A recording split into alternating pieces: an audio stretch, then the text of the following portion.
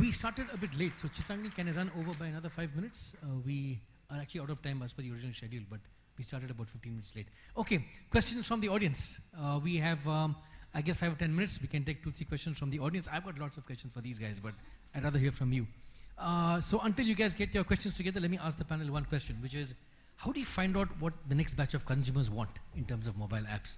You talked a bit about healthcare needs. You find out what the needs are for people suffering from different health ailments, etc.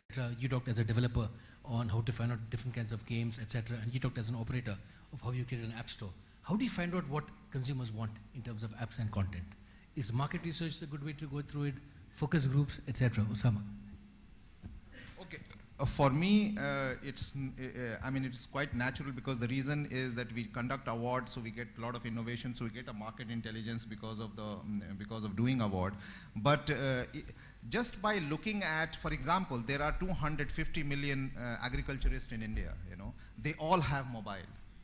But they don't have, and they have a serious problem in agriculture industry, in the sense that the extension information, all those information related to agriculture can be targeted to them. Similarly, you can see that there are so many millions women mobile owners, but there are no targeted application which can empower the women, especially in many other ways. And it is their personal device. It is not that they have to take a permission from their husband to look at even the mobile. They can, so you can literally reach out to them.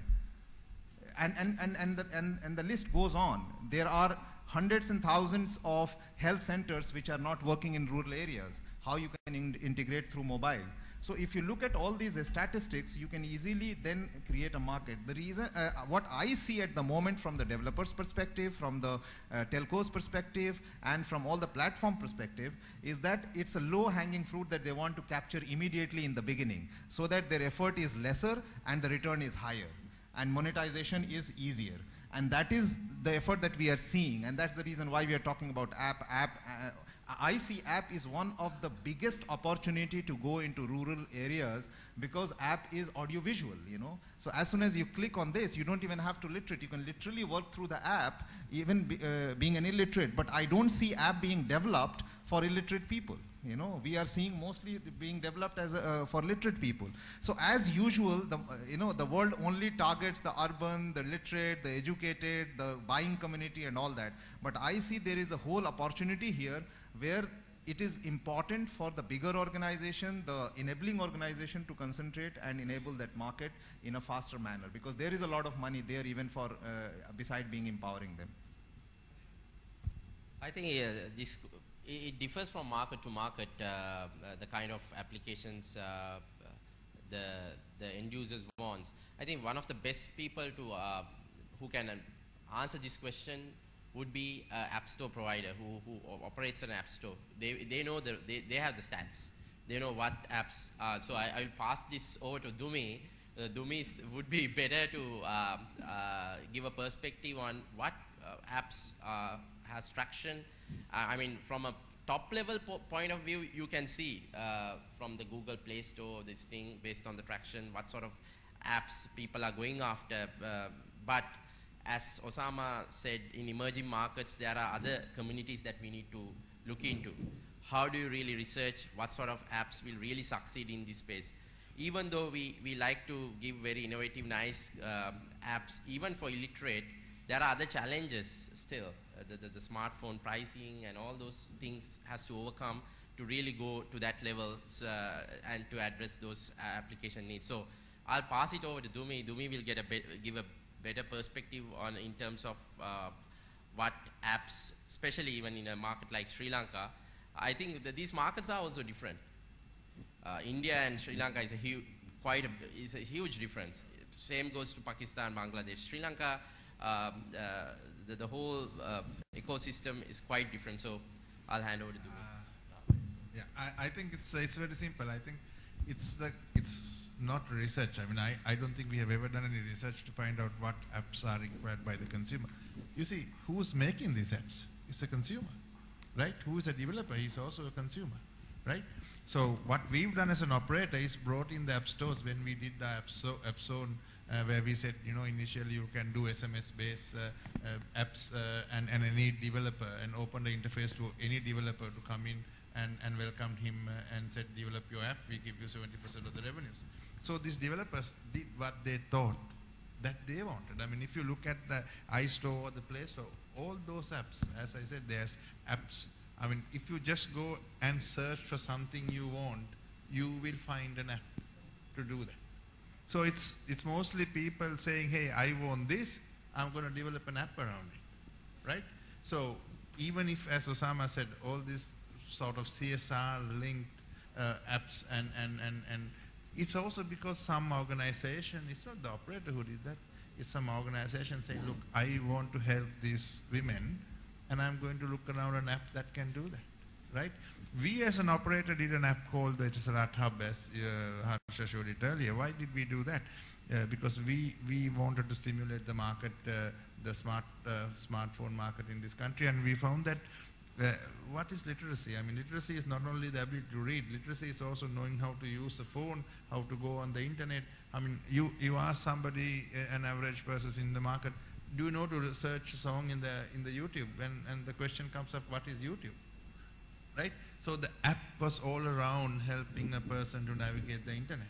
Right? So it was need-based.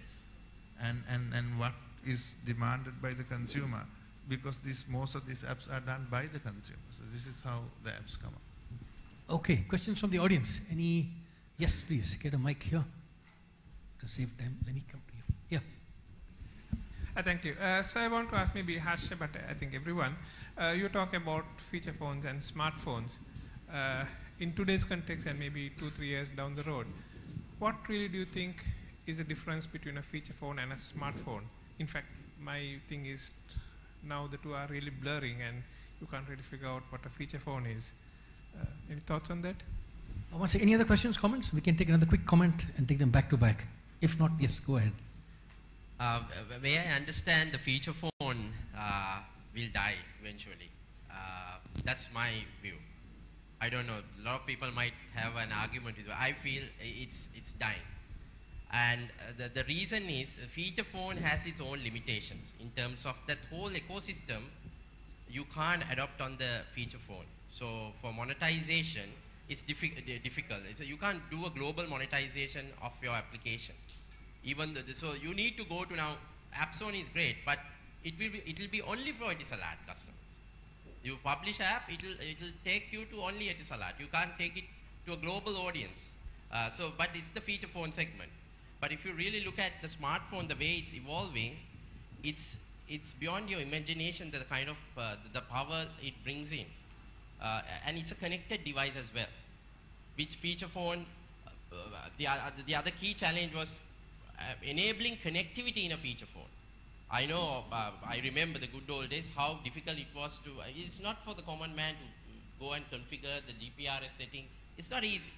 But if you take a smartphone, it's all pretty much connected as you load your SIM. So where I see the smartphone will evolve to greater heights, and eventually you will see everybody, there won't be a thing called mobile phone or a feature phone, it will be a smartphone.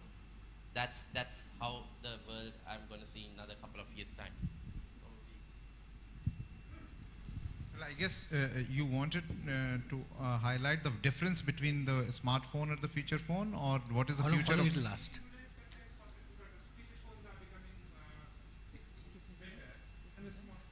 And the smartphones are going down in price, and of course the lower ones are having less features. So in the middle you have a lot of stuff. Even I think Nokia is trying hard to make their feature phones look like smartphones. Smart feature phones. Yes. Yeah, what I have personally observed is that there are applications which make your feature phone a smartphone. You know, the layer that you download and it suddenly becomes a smartphone, that's also there. But I don't see the literally what you called as the last mile people using a smartphone because of, I think, the pricing, I guess. And the second is also